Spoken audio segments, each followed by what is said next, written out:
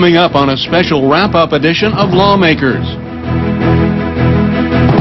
The 2004 session of the Georgia General Assembly will adjourn Sine Die.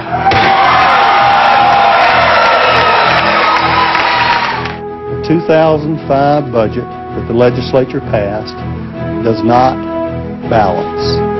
Let me say that again. Does not balance. And true to my word, I will not sign it. Just moments after the legislature declared Sine Die, the governor says they didn't do their job balancing the budget and vows to call a special session. Those stories and more are coming up next. Live from Atlanta, this is Lawmakers for Thursday, April 8th. Here are your hosts, Gerald Bryant and Nwandi Lawson. Good evening, everyone, and welcome to our special wrap-up program. On tonight's Lawmakers, we'll bring you up to date on the top stories of the 2004 session: education, the Hope Scholarship, tort reform, and, of course, the budget. The budget was hotly debated and highly contentious this year, but lawmakers did manage to pass their version of the FY05 spending plan late last night before declaring Sine Die. But Governor Sonny Perdue says their efforts fall short of the goal of balanced budget.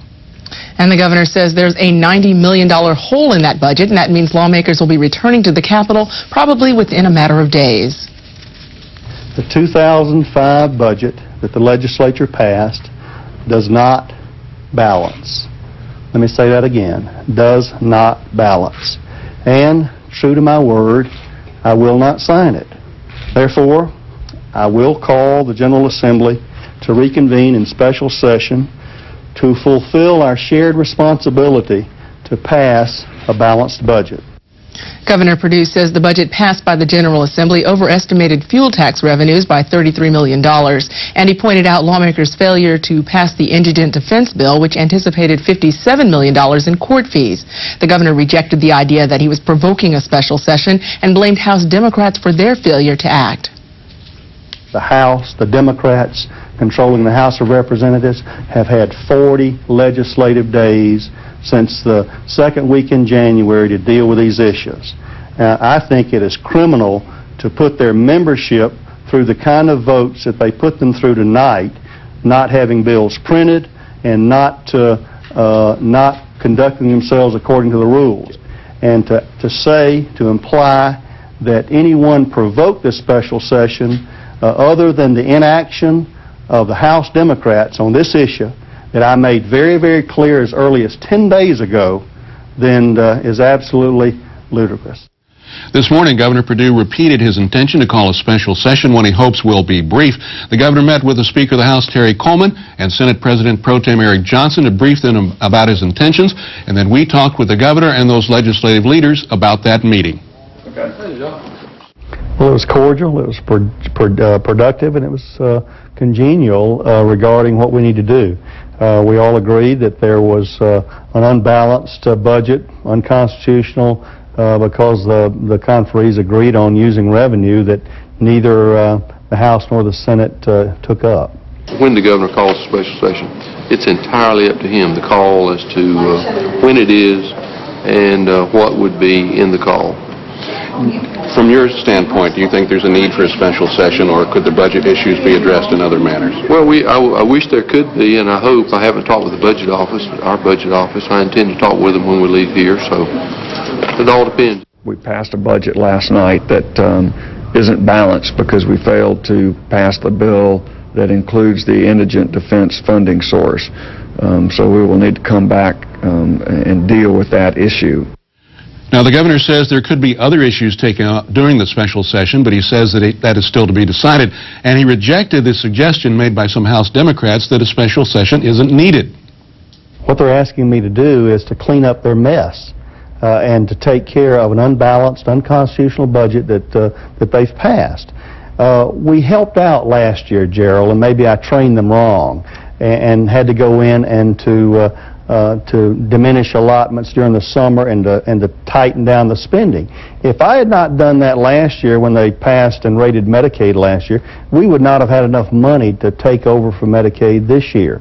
I told them early on all I wanted was a balanced annual budget, fair and honest and balanced, and that's all we desired. And it didn't happen. They left a hole unfunded in the budget, and we're going to call them back and we're going to fill it up. Be sure and tune in for Georgia Week in Review when Susan Hoffman and I have an exclusive half-hour interview with the governor. That's tomorrow night at 7 and Sunday at 1 p.m. Leading up to the governor's call for a special session, conference committees worked up until the final minutes of the session to craft compromises on the budget and indigent defense. The failure of House Bill 869, the indigent defense conferees to reach a decision, led to the budget shortfall, but other important legislation also came down to the wire. Efforts to repair Atlanta's sewer system with a 1-cent special local option sales tax were introduced early in the session, but the measure that passed last night calls on Fulton County to allow voters to decide on the splost in a referendum. If the county fails to do so, Atlanta may proceed. It was speculated that passage of House Bill 709 by the Senate would be tied to the House passage of Senate Bill 49 to incorporate Sandy Springs. That measure did not make it to the House floor. Both houses adopted a measure creating a child endangerment felony. The passage of Senate Bill 467 means that those who abuse or neglect children could now face prison time. A referendum will call on voters to decide whether same-sex marriage violates the state constitution. Passage of Senate Resolution 595 came early in the Senate, but after failing the House, the measure was reconsidered and passed by the House on March 31st. After Senate efforts to create a statewide smoking ban stalled in the House, the Senate attached the plan to a House bill to fine those who smoke with a child in the car. That bill never made it back to the House floor.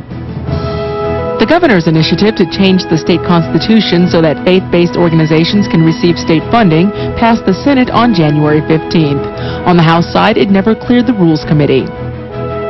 And Governor Sonny Perdue's efforts to more closely scrutinize elected officials and lobbyists passed the Senate in mid-March, cleared the House Judiciary Committee, but did not make it to the House floor before Sine Die. The governor's education package was in fact the final bill passed this year. We'll bring you more on what it took to bring that bill to the House floor coming up later in our broadcast.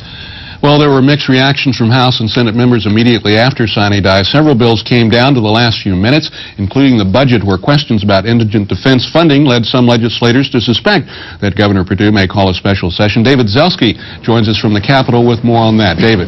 Well, that's right, Gerald. Even though a budget did pass, some lawmakers said they were frustrated with the last few days of the session and also don't feel that a special session is necessary. I don't know why we would need a special session now. We have the budget. Even though the indigent defense bill didn't pass, we can make that up in the midterm adjustment. There was some money that we tried to shift into the budget by the funding of that program, and so now the governor's office will have to look at how they're going to deal with that.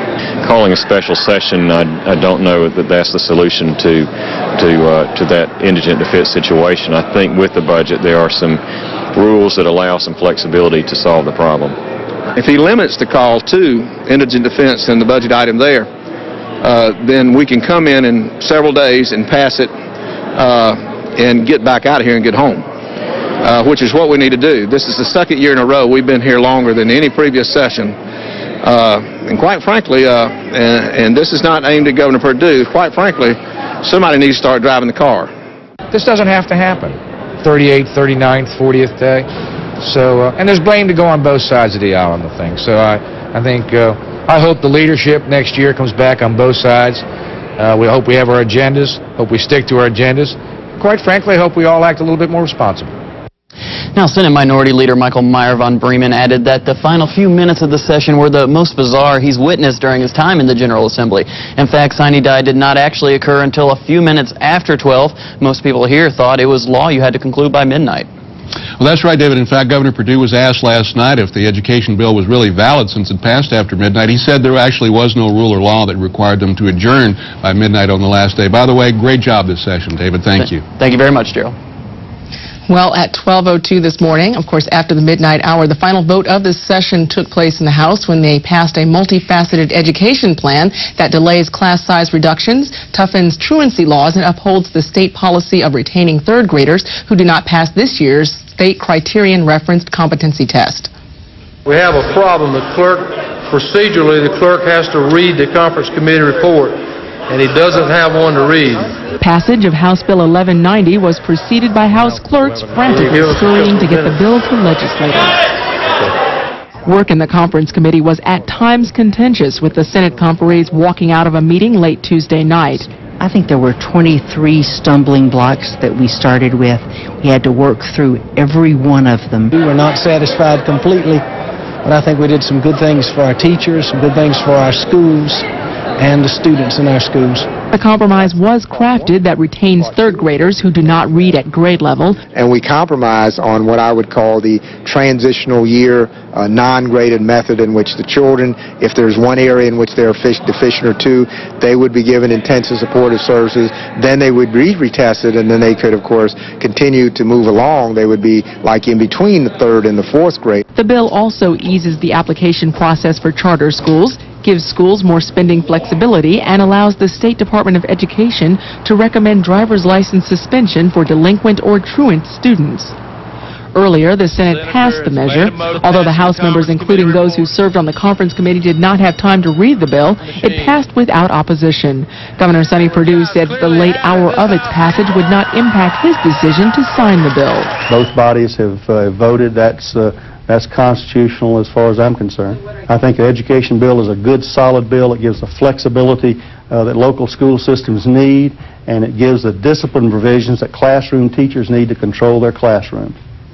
Also, on the final day of the 2004 session, legislators failed to pass legislation that would reform how lawsuits are filed in Georgia.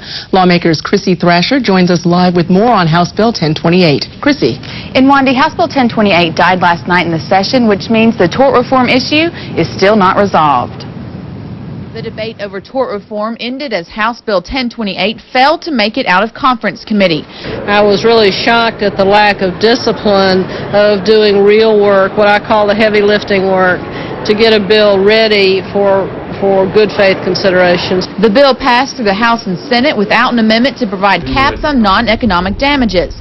When the bill was sent to a conference committee, Senate conferees wanted to add the caps to the bill. How many victims are there when there is no longer a physician in the community? How many victims are there when there's no longer a neurosurgeon to come to the emergency room and care for a specific problem? While the House conferees did not. Economic caps didn't pass in the Senate, and Mr. Smith said from the well of the Senate, we need to pass this in order to put this on the conference committee table.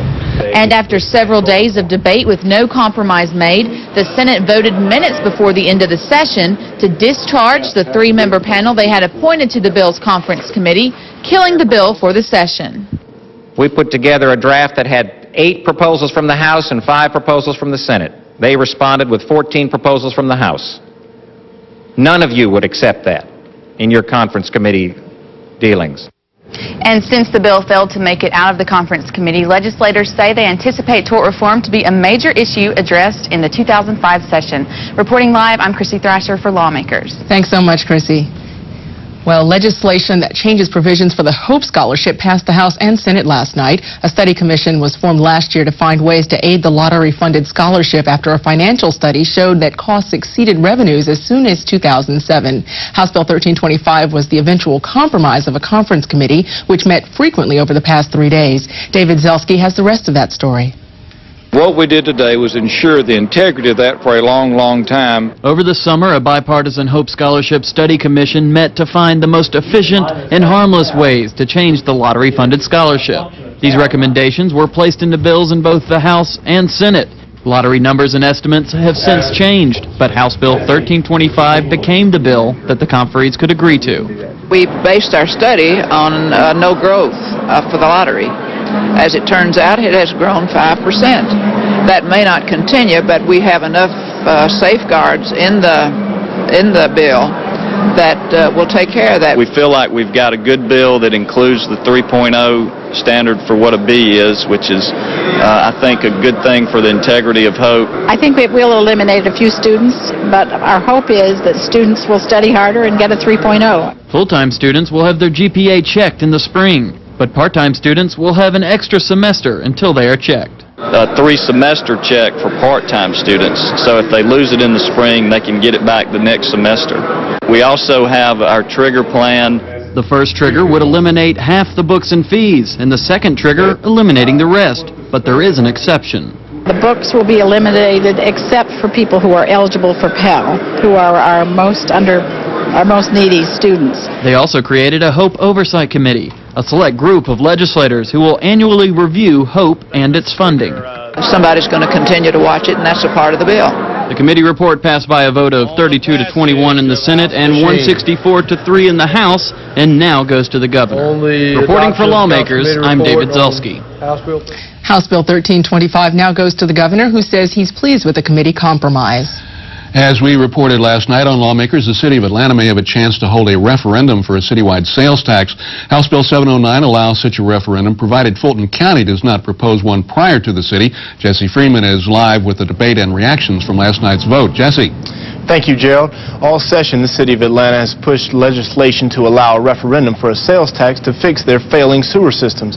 House Ways and Means Chairman Richard Royal conceded such a referendum is out of the ordinary, but added that this is a unique situation. Here he explains some of the provisions of the bill. It exempts automobile sales. The period of time that the city tax could be levied would be only 4 years. They can renew this levy for up to 3 different levies, and then it would sunset or a maximum of 12 years. In the Senate, Vincent Ford complained the sales tax and sewer rates too heavily burden his constituency. We do have numbers for the people in my district, north side and south side, from Ansley to Ashby Street, who are paying enormous water bills even as we speak. But the bill passed overwhelmingly in both the House and Senate. After the vote, Representative Kathy Ash said the compromise bears huge benefits for the city of Atlanta. There's the county splost, but if in 10 days they don't call for that election, then the city has the right to call for an election for a referendum about that 1 cent. Very important for the city of Atlanta's ability to deal with water and to deal with the sewers. Now, Atlanta's sewer systems are so far below federal standards that they are currently paying over $1 million in penalties a year. So if Fulton County does not choose to hold a similar referendum, and all indications are that they will not, the city will add the question to the November ballot. Reporting live, I'm Jesse Freeman for Lawmakers. Thanks, Jesse, and great job this season. With a special session around the corner, I asked Tom Crawford, national editor of CapitolImpact.com, if we could expect more issues than the budget. Right now, we know the governor wants to have everybody consider that court fee bill and get that adopted so that it can plug at least a $57 million hole in the budget. He hasn't committed to anything else, and when he was talking with some news people today, he said he hoped he could get folks in here and out of here in 5 days, which would be a very short session and basically precludes anything else, I think, such as tort reform. We have mentioned this already on the broadcast, but tell us what happened with that court fee bill, the indigent defense bill. They were trying to work out a compromise between the House and Senate side. I understand that at the very last moment, Governor Perdue said that he wanted to have the power to review and approve whatever budget came out of the Indigent Defense Council, and Chief Justice Norman Fletcher of the Georgia Supreme Court felt that was a separation of powers issue. House Speaker Terry Coleman felt it also violated separation of powers. They talked to the governor personally about it. He disagreed with him, and the whole process broke down at that point. Now, it was alluded to last night in the news conference by reporters that some House Democrats were saying that the governor was intentionally causing a special session. He reacted very strongly to that. You talked to him again today. What did he say? He says he claims he does not want to push a special session. There are a lot of people who think that perhaps he did. As the governor himself is fond of saying, it's hard to know in a man's heart what he really feels. So if he says he didn't want a special session, we'll take him at his word. But we're stuck with one anyway. Let's talk about some of the possible agenda items that might be in a special session, in addition to cleaning up the budget, in addition to passing indigent defense so the budget can be fully funded. What might also be on the plate? The ethics bill that the governor wanted passed did not get out of the House and Senate at the end. He might want to put that on there. That and tort reform are the only issues I see at this point that might be put on there, or that he has said he might consider putting on there. Can't think of any other really overhanging issues that might merit inclusion. Considering how confused the tort reform issue got in the waning moments, with them even dismissing conferees, appointing new ones, and letting that bill die, do you think the governor or anyone else is willing to tackle that in a 5-day session? I really don't think so, and in any event, I don't think you could get something like that through both houses in 5 days. A couple of other issues do occur to me. One is the faith-based initiative which languished in the House after passing the Senate. You think he'd want to try for that again in 5 days? He just might. That's a simple enough issue, pretty much an up or down vote. It was debated a lot on both sides. I wouldn't be surprised if he included that in the special session also. And it might get kind of crowded, but any possibility of Sandy Springs, the incorporation of Sandy Springs, which also died. Many people thought that would be tied to the sewer tax issue in Atlanta, but no incorporation for Sandy Springs so far. That's like tort reform. It's such a complicated issue. I don't see any way they could handle it in 5 days, and I know the sponsors of the Sandy Springs incorporation issue are saying we'll come back next year and try it again. Well, Tom, we will probably be back here in a few days, a week or so, to cover the special session. Look forward to talking with you then. Tom Crawford from CapitalImpact.com. Thanks for joining us on Lawmakers. Thanks, Gerald. Well, Governor Perdue's ethics package did not make it to the House floor last night. After several Senate amendments altered the bill earlier in the month, the House Judiciary Committee passed a version closer to the governor's last week, but House Rules Chairman Calvin Smyre was hesitant to send that bill to the House floor. Well, I'm not going to call that one right now. But you want to, we might come back and look at it. But that one is, right now, is not ready. Senator Mitch Seabaugh is on the Senate Ethics Committee where the bill originally was reviewed. He says he's disappointed that it was never placed on a supplemental rules calendar so it could be voted on. I'm disappointed. Of course, unfortunately, in the Senate, there were some amendments that basically almost made a joke out of the whole thing on ethics and doing that, and I'm disappointed that we didn't do that, but I sure hope that when we come back next year that we can really look at meaningful ethics reform and not just pass a bunch of rules and regulations that set people up for failure. Again, Senate Bill 517, the governor's ethics reform measure, failed to come to the House floor for a vote. However, that issue could be addressed in the impending special session. Several state senators said their goodbyes last night. Some are retiring, others running for other offices. Here's a sample. Thank you very much. Thank you, Mr. President. It is truly a bittersweet moment to come and address this body, and I had not wanted to do this, but my arm was twisted, I assure you. It has been such a privilege to represent the citizens of the 56th District and the state of Georgia. Ecclesiastes, 3rd chapter, is one of my favorite chapters. And the first verse is, to everything there is a season and a time to every purpose under the heaven. And I truly believe that. And I have many who have asked me not to leave, but, you know, there comes a time when we need to know when our season is up. That we're all part of a common humanity, that we all deserve and should pursue equal justice under the law for everyone. Thank you again for being my friends. I look forward to seeing you in the future, and I want to sit down now so we can get on with business. Thank you very much. Great job. I have asked God to continue to watch over me in the weeks and months ahead, and to order my steps in a way that will make my family proud and further advance the hopes, dreams, and aspirations of all the people of this great state. I thank you. My family thanks you. Mr. President, may God richly bless each and every one of you as you continue your journey for Georgia. Thank you, and may God bless you. And several House members also used Sine Die as a day to bid farewell to careers in state legislature. Some are seeking other political office and others are retiring. We begin with Representative Lynn Westmoreland, who's pursuing the 8th District congressional seat. Speaker Murphy once told me, and he told everybody in this House, that when you got elected to this House that you were joining a fraternity of brothers and sisters. And that's very true. I thought it was going to be a quiet day, and I would just kind of say goodbye at 12 o'clock, and that would be it. But thank you all so much. I've loved being here. It's been a wonderful experience, and you've been just super to work with. But for those that are not coming back, why, there is another life, so we can all enjoy that other door that's going to open for us. In addition, House members from both parties took the opportunity to laud the work of retiring Representative Larry Walker. Larry Walker, thank you very much for your years of friendship, and thank you for all that you've done for me and for others in this chamber. Thank you very much. You're a statesman. Thank you very much, Larry. I would like to take this moment to say thank you to Larry Walker from a different point of view. Larry, and I hope you're listening, you know, we haven't always had the numbers that we have on the Republican side.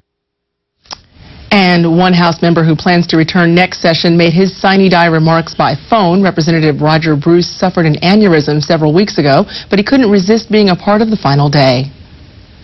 I'm going to make this brief because I know you guys got a lot of work to do to take care of the public.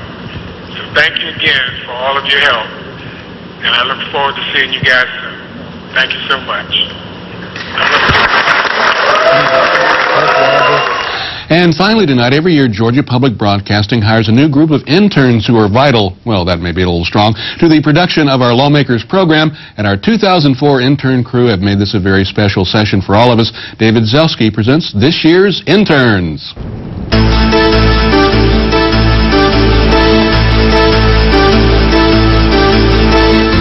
An elite group of 7 round out this year's crew. It takes more than political knowledge and technical savvy. Lawmakers interns must adapt to any situation and perform under pressure during an entire season of live television news. Angelina Washington, Michael McCollum, Christy Moran, Samantha Cheshire, Patrick Baldwin, Chris Ober, and Shakolane Francis currently on assignment and not pictured. These interns hope to follow in the footsteps of Deborah Norville and ABC correspondent Deborah Roberts and me. These college standouts have gained the same one-of-a-kind experience as Georgia Public Broadcasting's Lawmakers interns. The sky is the limit, Chris Ober. Cease honorable conversation and take your seats. Take your seats. Continue, Representative whatever. I'm David Zelski for Lawmakers.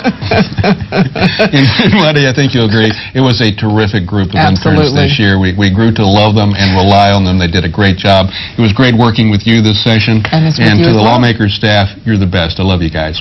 Coming up tomorrow on Georgia Week in Review, an exclusive half-hour interview with Governor Sonny Perdue.